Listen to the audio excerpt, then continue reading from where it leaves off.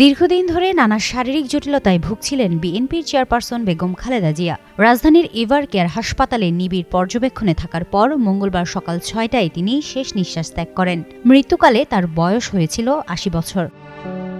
মঙ্গলবার সকাল ৯টায় দলের পক্ষ থেকে আনুষ্ঠানিকভাবে খালেদা জিয়ার মৃত্যুর খবর জানান বিএনপির মহাসচিব মির্জা ফখরুল ইসলাম আলমগীর। এরপর বিএনপির সিনিয়র যুগ্ম মহাসচিব রুহুল কবির রিজভী জানান, দলের চেয়ারপারসন খালেদা জিয়ার মৃত্যুতে ৭ দিনের শোক কর্মসূচি ঘোষণা করেছে বিএনপি। আকিজ নিয়ে এলো বিশ্বমানের বেবি ডায়াপার মাম্মাম। কটনে সফট ম্যাটেরিয়াল, বাবুকে দেবে র্যাশ ফ্রি সুপার কমফোর্ট। মঙ্গলবার থেকে আগামী এক সপ্তাহ দলটির সব কার্যালয়ে কালো পতাকা উত্তোলন করা হবে।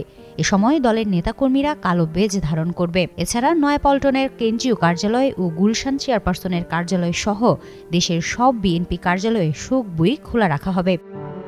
কর্মসূচি ঘোষণার আগে সাংবাদিকদের বিএনপি মহাসচিব মির্জা ফখরুল ইসলাম আলমগীর বলেন, এগুলো প্রাথমিকভাবে নেওয়া কর্মসূচি, পরবর্তীতে আরও কর্মসূচি ঘোষণা করা হবে। খালেদা জিয়ার মৃত্যুর সংবাদ দেশের রাজনৈতিক অঙ্গনে গভীর শোক সৃষ্টি করেছে।